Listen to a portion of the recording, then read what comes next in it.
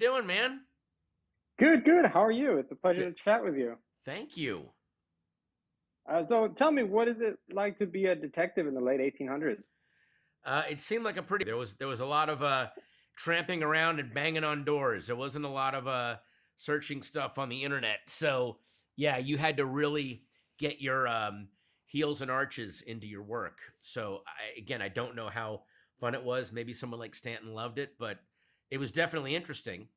Yeah, it was, and I think that's one of the things that really attracted me to the show was the idea of like, all right, like what does forensic look like when they're trying to find the killer of Right. Abraham Lincoln? Yeah, I don't really know how many forensics they had back then. It was more just track the dude, look for hoof prints, and try to capture him, I guess. What did you enjoy about playing in that era of U.S. history?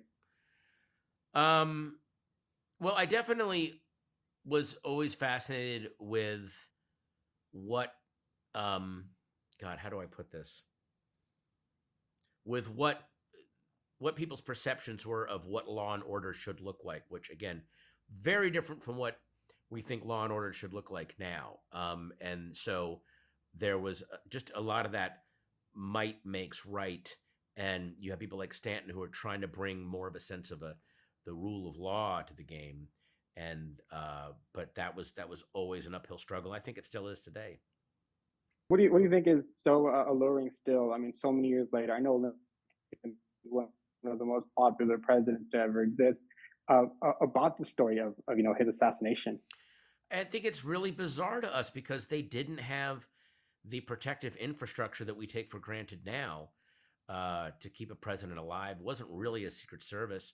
And the idea that just some random guy with a grudge could step up and, shoot him in the head just seems fantastical to us. It's like from a not just another age, another planet. Working with the cast is some really great names there, and you guys are playing very different that things that you've seen before. Yeah, I mean, getting to do scenes with Tobias Menzies was fantastic. He is so focused and playing someone who is wound so tight, has so much pressure on him. That creates an energy in the room and really, really changes your performance. And then also just people that I can't name that were so authentic.